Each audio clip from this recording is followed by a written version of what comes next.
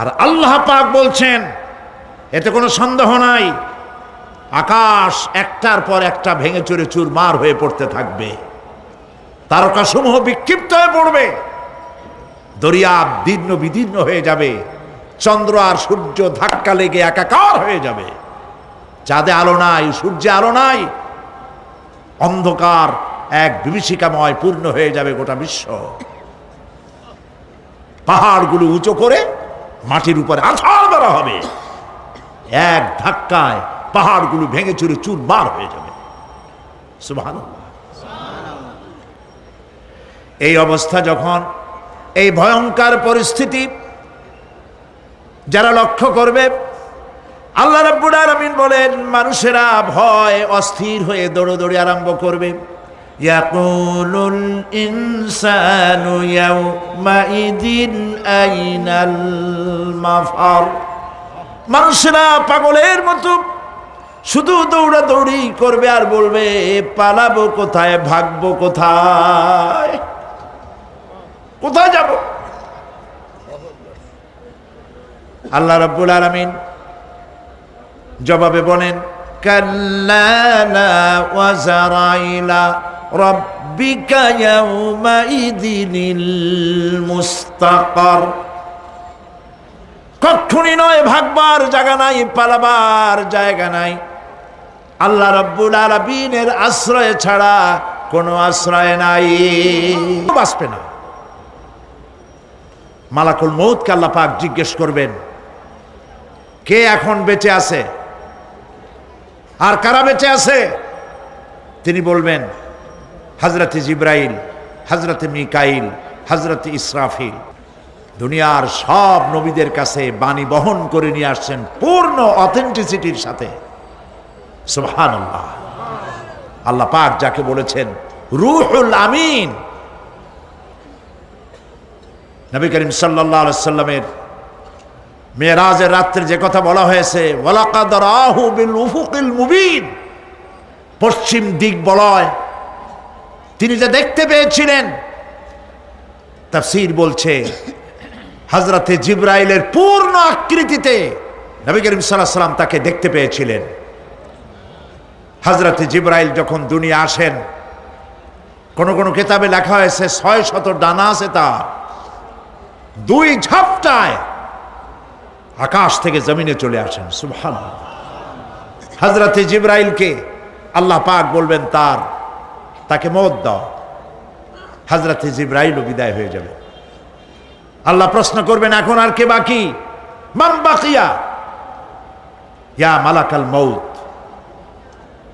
মালাকুল মউত বলবেন, হে আল্লাহ তাআলা, এখন তোমার সামনে আমি দাঁড়িয়ে আছি, আর কেউ নাই। আল্লাহ পাক বলবেন, মুত ইয়া মালাকাল মউত। আল্লাহু আকবার। মুত ইয়া মালাকাল মউত, মরে যা, মরে যা। মালাকাল মউত মরে চলে যাবে। এরপরে আর কেউ নাই। আজকের রাজত্ব কার? আল্লাহ প্রশ্ন করবেন, আজকের রাজত্ব কার? আল্লাহ পাক আওয়াজ দিবেন, বলবেন, আজকের রাজত্ব কার? কোনো জবাব নাই, আকাশের নাই, জমিনের নাই, আকাশও তো নাই, কারো কোনো জবাব নাই। আল্লাহ পাক বলবেন, লিল্লাহি ওয়াহিদুল কাহ্হার। আইনা শুজারুকি, হে পৃথিবী তোর গাছগুলা কই? ইয়া দুনিয়া আইনা জিবালুকি, হে পৃথিবী তোর পাহাড়গুলা কই? আইনাল জব্বারিন, স্বৈরাচারেরা কোথায়? কারো কোনো জবাব হবে না। আল্লাহ পাক এরপরে আবার মানুষগুলিকে চিন্তা করবে। সুবহানাল্লাহ। ওয়া ইযাল কুবুরু বু'থিরাত, যা কিছু মাটির মধ্যে লুক্কায়িত ছিল সবগুলি আল্লাহ পাক বের করে নিয়ে আসবেন। হাসরের ময়দান হবে, উপস্থিত হবে সমস্ত মানুষ, কেউ পলায় থাকতে পারবে না কোথাও। কুমিরে যারে খাইছে, বাঘে যারে খেয়েছে, আগুনে যারে পোড়াইছে, পানিতে যে পচে গেছে, পোকামাকড়ে যারে খেয়েছে, কোনো পথ নাই। সবাই আল্লাহর দরবারে উঠবে, পায়ে জুতা নাই, মাথায় কাপড় নাই, পরনে কোনো কাপড় চোপড় নাই, উলঙ্গিনী। উম্মুল মুমিনিন হযরতে আয়েশা সিদ্দিকা রাদিয়াল্লাহু তাআলা আনহা নবী করিম সাল্লাল্লাহু আলাইহি ওয়াসাল্লামের জবান মোবারকে এটা শুনে কেঁদে ফেললেন। বললেন, ইয়া রাসূলুল্লাহ, আমারও কি সেই অবস্থা হবে? তিনি বললেন, হ্যাঁ। উম্মুল মুমিনিন বললেন, ইয়া রাসূলুল্লাহ, তখন কি আমার শরম হবে না? আল্লাহর নবী বললেন, কিয়ামতের এই বিভীষিকাময় দৃশ্য দেখে মানুষের দিকে তাকাবার কোনো হুঁশ থাকবে না। সব মানুষ উপরের দিকে তাকায় থাকবে, নিচে তাকাবার কারো কোনো ক্ষমতা থাকবে না। আল্লাহ মানুষকে সতর্ক করতেছেন, মা ইয়ালফিযু মিন কাওলিন ইল্লা লাদাইহি রাকীবুন আতীদ। মানুষ এমন কোনো কথা বলে না যা আমার ফেরেশতারা রেকর্ড করে না রাখে। যা করো তাও লেখা হয়, যা বলো তাও লেখা হয়ে যায়। দুনিয়ায় গোয়েন্দা বিভাগ আছে, আমার দেশে গোয়েন্দা বিভাগ আছে না? কি নাম কত দুই একটা আন্দাজে কইল আছে। CID, DIB, DFI, army intelligence, কত রকম গোয়েন্দা আছে, কত বাহিনী আছে, আপনি টের পাবেন না। পাগড়ি একটা বান্ধি আপনার সামনে বসা, আপনি বুঝবেন না যে আপনার আমলনামা রেকর্ড করতেছে ওখানে বসে। আপনি তো মনে করেছেন দরবেশ সাহেব 6 সেল্লা দিয়ে আসছে, কিন্তু তিনি গভর্নমেন্ট অফিসার, আপনার সর্বনাশ করতেছে, আপনি টের পাচ্ছেন না। এই যে যদি মানুষের রাষ্ট্র ঠিক রাখার জন্য দুনিয়ার সরকারের দরকার হয়, তাহলে আল্লাহ পাকের এই বিশাল সাম্রাজ্য রক্ষা করার জন্য আল্লাহর গোয়েন্দা বিভাগ নাই? আল্লাহ রাব্বুল আলামিন তার গোয়েন্দা বিভাগ কাজ করতেছি। আমরা বিশ্বাস করি না, আমরা বুঝতে পারি না, যার জন্য অন্যায়ের মধ্যে লিপ্ত হয়ে যাই। একবার আমি লন্ডন শহরে রাত্রে যাচ্ছি, রাত 2টা-2:30 হবে। প্রতিমধ্যে রেড সিগন্যাল জ্বলল, গাড়িটা থামায় দিল, সামনে আর গাড়ি টাড়ি নেই। আমি ড্রাইভারের বললাম যে গাড়ি টাড়ি তো নাই সামনে, আমরা তো ইচ্ছা করলে যেতে পারি। ড্রাইভার বলল, পারি, কিন্তু যাব না। কেন যাবেন না? বলল যে এই সিগন্যালের সাথে ক্যামেরা আছে, অটোমেটিক ক্যামেরা। আমি যদি এখান থেকে এটাকে ক্রস করি, তাহলে আগামীকাল কোর্ট থেকে আমার নামে চিঠি আসবে। রাত 2:45, এই রঙের গাড়ি, এত নাম্বার গাড়ি, এবং আপনার চেহারা শরীফ এই। আপনি রাত 2:45 সময় রেড সিগন্যাল অমুক এলাকা থেকে ক্রস করেছেন, মেহরবানি করে কোর্টে আসেন আর জরিমানা দিয়ে যান। এই লোকটি এইখানে ক্যামেরা আছে, এটা চোখে দেখছে, সেই জন্য বিশ্বাস করলো। কিন্তু এই ক্যামেরায় স্ন্যাপ নেওয়ার জন্য কোনো ক্যামেরাম্যান নাই, অথচ গাড়ি ক্রস করলেই, ওভার স্পিড করলেই ছবি তুলে ফেলবে। এই বুদ্ধিটা কে দিছেন?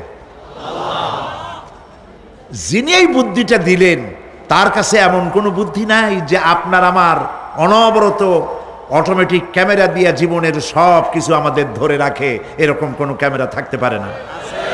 পারে কি না? পারে। কিন্তু আমাদের কপাল খারাপ। ওই যে সিগারেটের প্যাকেটে লেখা আছে সংবিধিবদ্ধ সতর্কীকরণ, ধূমপান স্বাস্থ্যের জন্য ক্ষতিকর। প্যাকেটে লেখা আছে, হাতের মুঠায় ধরিয়া সিগারেট ধরে টান মারিয়া উপরে ফু দিয়া তাকায় দেখে ফু যায় কদ্দূর। মানুষ নাই, ক্যামেরা আছে তাই বিশ্বাস করে, কিন্তু আল্লাহর ক্যামেরাগুলি চোখে দেখে না। ওখানে যেমন রেড বর্ডার আছে, আল্লাহ রাব্বুল আলামিন জীবনের প্রত্যেকটি মোড়ে মোড়ে রেড বর্ডার লাগায় দিয়েছেন। জেনা করো না, একটি রেড সিগন্যাল। মদ পান করো না, আরেকটি রেড সিগন্যাল। মিথ্যা কথা বলো না, আরেকটি রেড সিগন্যাল। অহংকার করো না, আরেকটি রেড সিগন্যাল। বউকে বেপর্দা করো না, আরেকটি রেড সিগন্যাল। সুদ খেও না, ঘুষ খেও না। আরেকটি রেড সিগন্যাল, অসংখ্য রেড সিগন্যাল দিয়ে আল্লাহ পাক বলছেন তিলকা হুদুদুল্লাহ, এই হচ্ছে আল্লাহর বর্ডার, ফালা তাতাদুহা, অতএব আল্লাহর বর্ডারকে ক্রস করো না। কে নিষেধ করেছেন? কে নিষেধ করেছেন?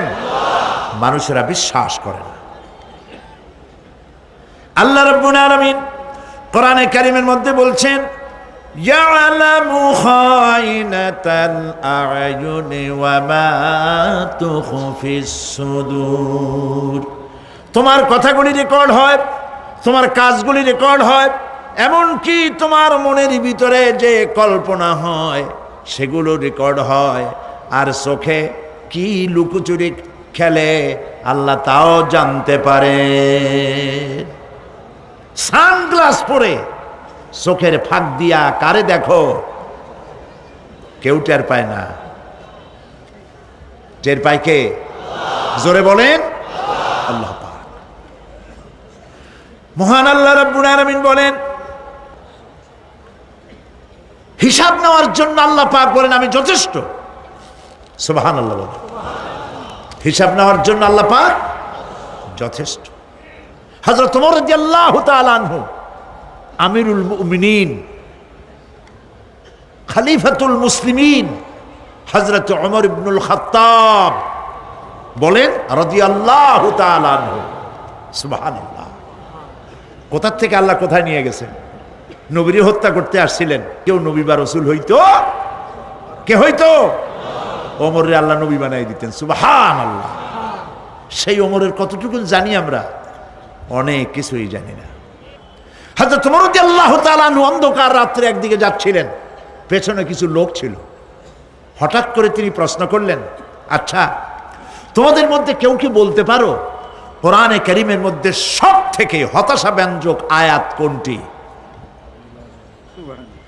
অন্ধকারের ভেতরে একজনে জবাব দিলেন ফামান ইয়া'মাল মিসকালা যাররাতিন খায়রান ইয়ারাহ ওয়া মান ইয়া'মাল মিসকালা যাররাতিন শাররান ইয়ারাহ।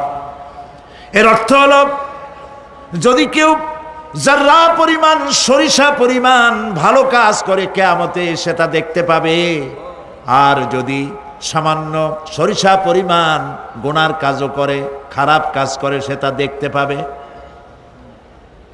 এই আয়াতটি যখন নাজিল হয়, এই সূরা যখন নাজিল হয়, হযরতে আবু সাঈদ খুদরি রাদিয়াল্লাহু তাআলা আনহু তিনি রাসূলুল্লাহকে প্রশ্ন করলেন, ইয়া রাসূলুল্লাহ, আল্লাহ যে আয়াত নাজিল করলেন কিয়ামতের দিন আমি কি আমার এমনকি ছোট্ট পাপও কি দেখতে পাবো? আল্লাহর নবী বললেন আল্লাহ বলেছেন অবশ্যই দেখতে পাবা। হযরত আবু সাঈদ খুদরি রাদিয়াল্লাহু তাআলা আনহু চিৎকার করে কেঁদে উঠলেন, বললেন তাহলে তো আমি মরেই যাব। আমার ছোট্ট পাপটাও যদি আমি দেখি কিয়ামতে, আমি তো মরে যাব।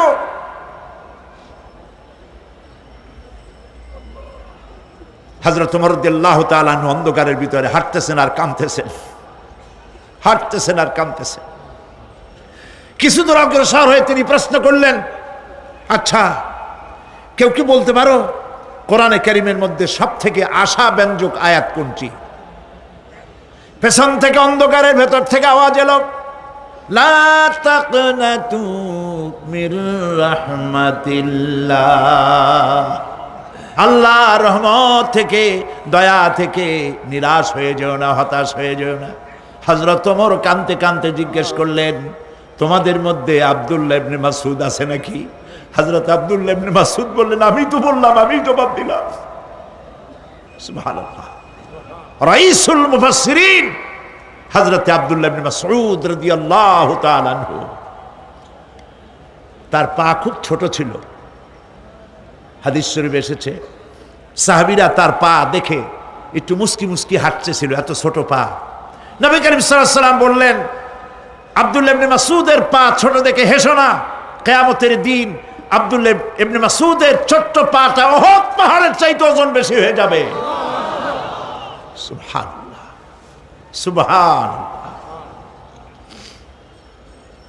প্রিয় ভাই সব, এই হচ্ছে নবী করিম সাল্লাল্লাহু আলাইহি ওয়াসাল্লাম তিনি মানুষের সামনে এসব কথাগুলি পরিষ্কার করে বলে দিয়েছেন। সেদিন কোনো উপায় থাকবে না, সেই কিয়ামতের মাঠ।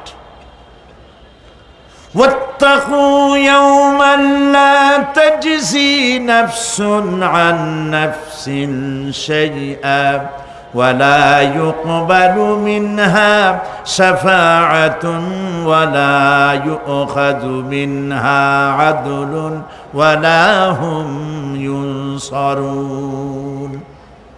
সেদিন কেউ কারো সাহায্যে এগিয়ে আসবে না। প্রিয় ভাই সব,